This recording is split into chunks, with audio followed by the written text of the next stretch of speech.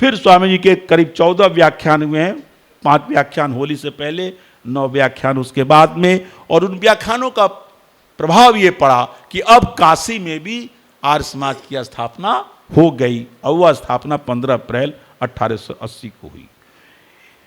एक बात यह है कि स्वामी जी काशी में व्याख्यान दे रहे थे, तो इत्तिफाक से आप कभी काशी जाइएगा तो देखिएगा, हर तीर्थों में एक विशेषता होती है, काशी में खास कर है कि हर प्रांत का एक मोहल्ला है अलग अलग। बंगाली टोला हुआ बंगाली, गुजराती टोला, मराठी टोला, माने हर प्रांत के, काशी विद्या की नगरी थी, तो हर प्रांत के कुछ विद्वान वहाँ बस गए, तो उनके नगर मोहल्ले बस गए, उनके बाल बच्चे वहीं पैदा हो गए। तो गुजरात के परिवार में गुजराती ढंग रहेगा, उनका संस्कार, उनका सब कुछ बंगाल का बंगालियों जैसा, महाराष्ट्र का महाराष्ट्रियों जैसा, यहाँ तक कि तमिल वालों का भी है। पिछले दिनों माननीय नरेंद्र मोदी ने तमिल संगम वहाँ आयोजित किया था। तो भिन्न भिन्न जगह के लोग वहाँ अच्छी खासी में बैठे हुए हैं। काशी के जो अपने पुराने हो तो होंगे ही, लेकिन अलग अलग प्रांतों के लोगों के भी अच्छे अच्छे मोहल्ले हैं, उनकी अच्छी अच्छी आबादी है।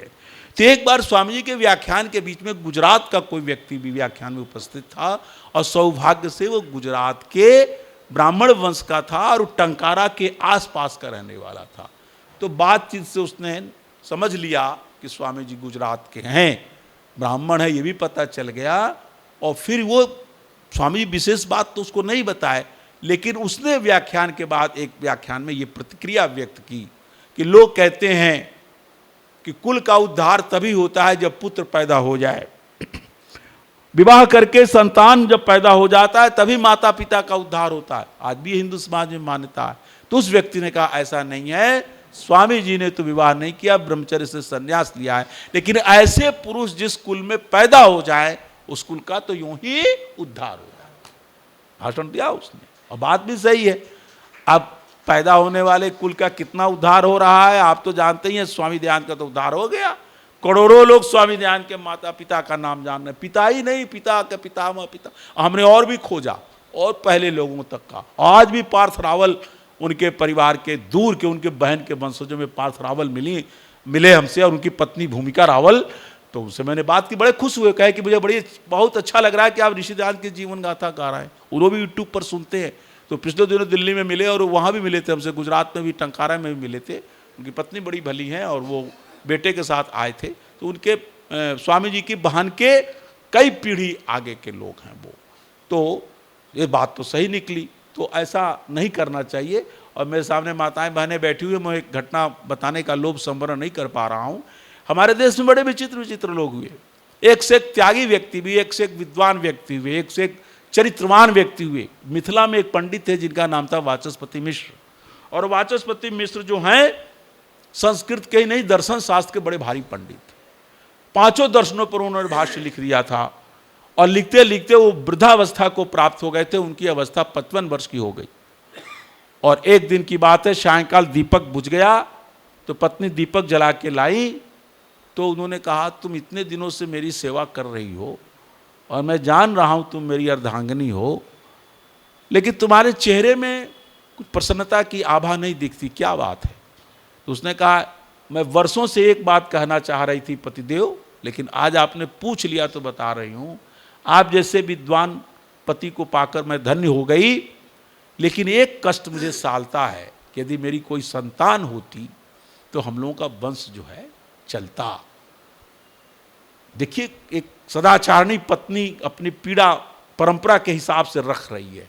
पंडित वाचस्पति मिश्र ने जो जवाब दिया, वो दुनिया के इतिहास में वो जवाब किसी ने आज तक दिया ही नहीं, किसी पति ने। उन्होंने कहा कि श्रीमती, हमारा आपका विवाह हुआ, पाणी ग्रहण संस्कार हुआ, लेकिन विवाह के बाद भी हम दोनों ब्रह्मचर्य का पालन करते हुए आदर्श गृहस्थ जीवन बिताते आ रहे हैं।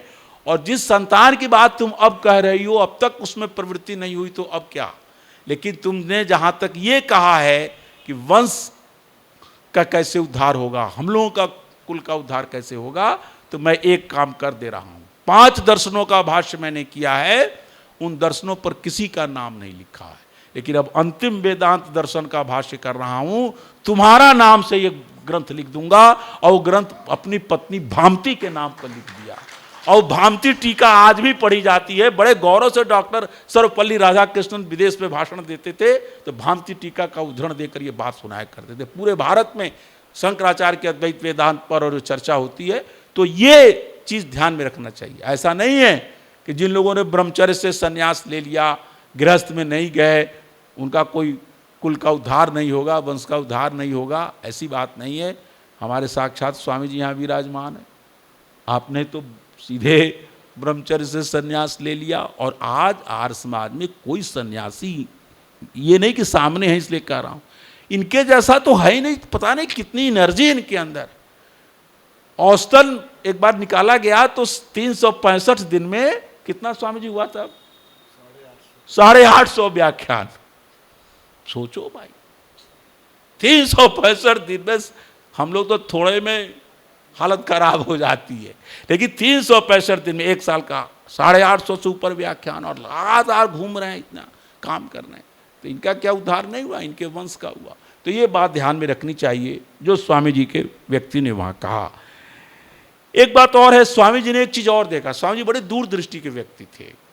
उन्होंने सोचा ठीक है, हम वेद के सिद्धांत की स्थापना कर रहे हैं, मूर्ति पूजा का विरोध कर रहे हैं, वैदिक धर्म के उन सभी तत्वों पर प्रकाश डाल रहे हैं जो वैदिक धर्म के मौलिक सिद्धांत हैं।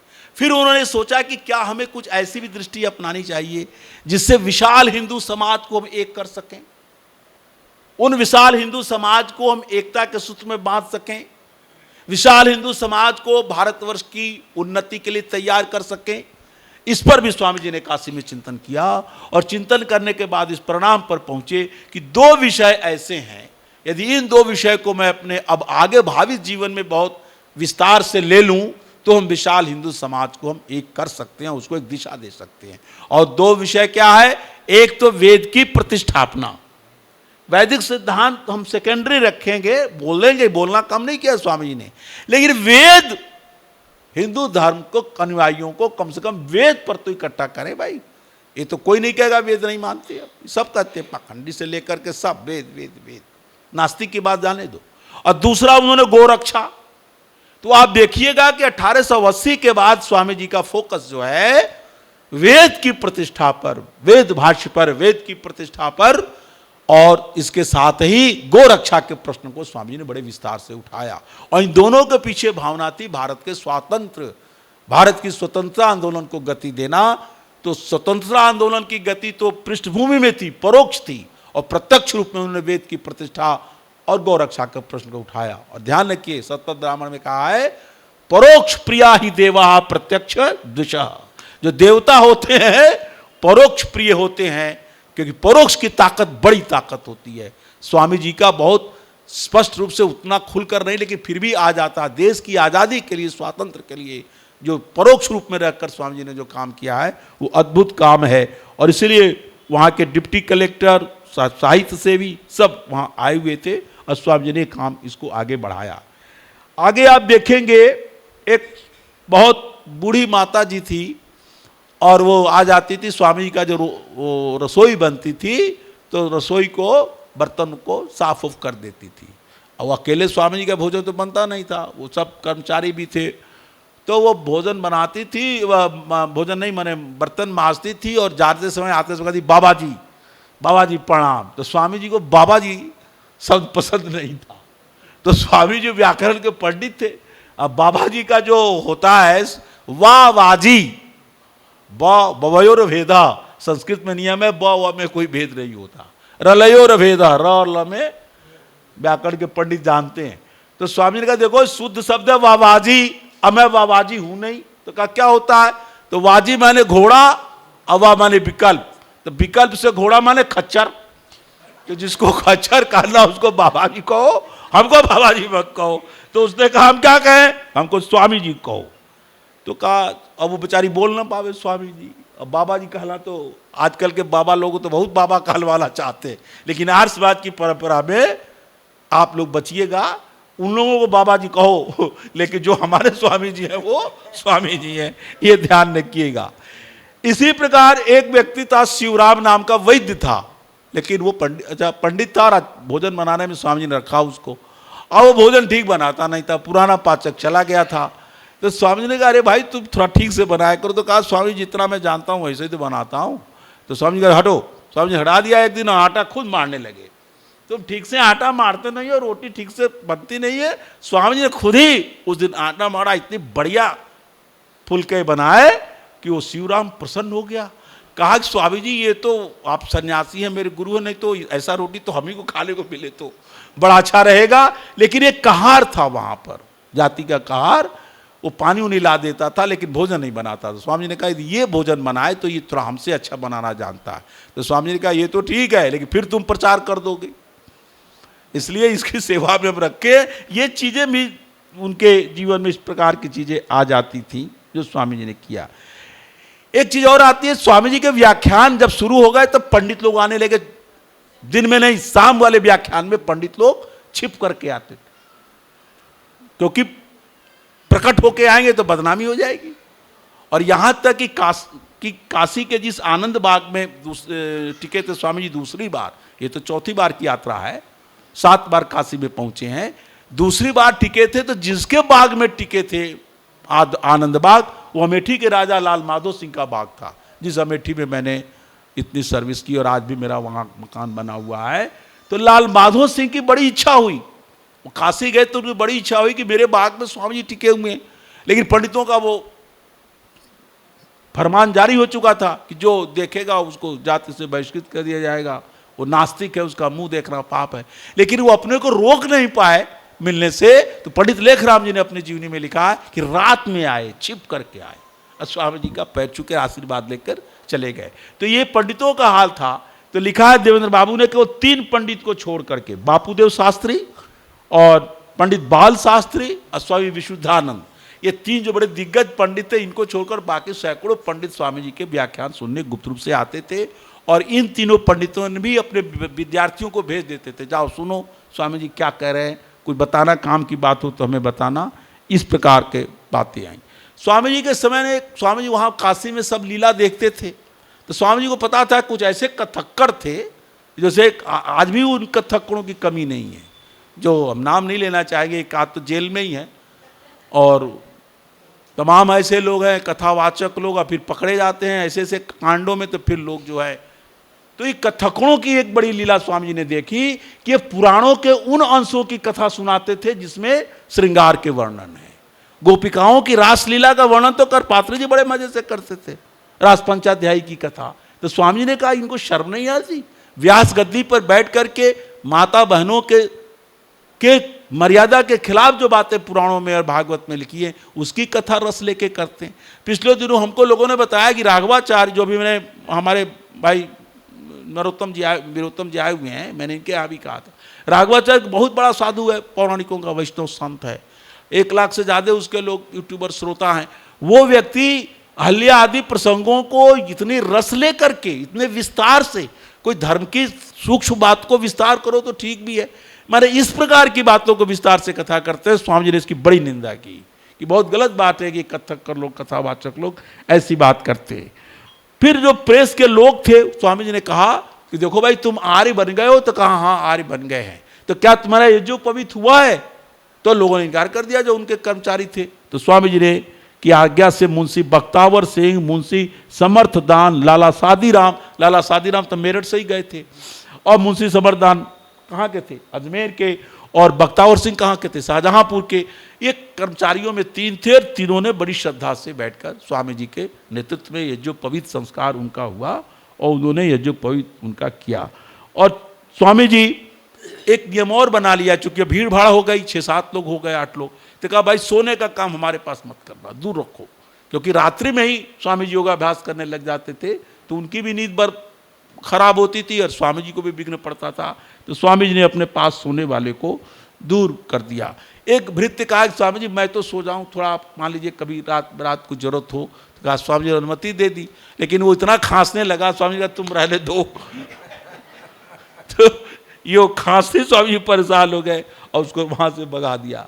एक नवीन वेदांती आ गया और कहा स्वामी जी ये भ्रामयन सर्वभूतानि, आप कहते हो कि जीवात्मा कर्म करने में स्वतंत्र है, गीता में तो कहा गया है कि सबई करत, क्या बोलते हैं हिंदी में लोग, सबई नचावत राम गोसाई, माने आदमी कुछ नहीं करता है, सब भगवान करा रहे हैं, जो हो रहा है सब प्रभु की लीला है, सब प्रभु कर रहे हैं, आदमी कुछ नहीं कर रहा है। यही तो लिखा है गीता में, ब्राह्मण भूतानी सर्वभूतानी।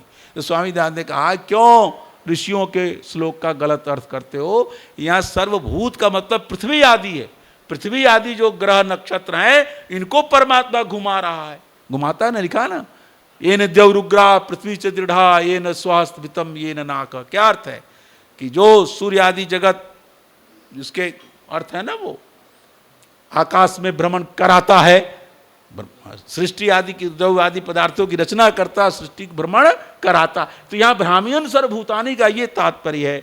ये बात भी स्वामी जी ने वहां से की।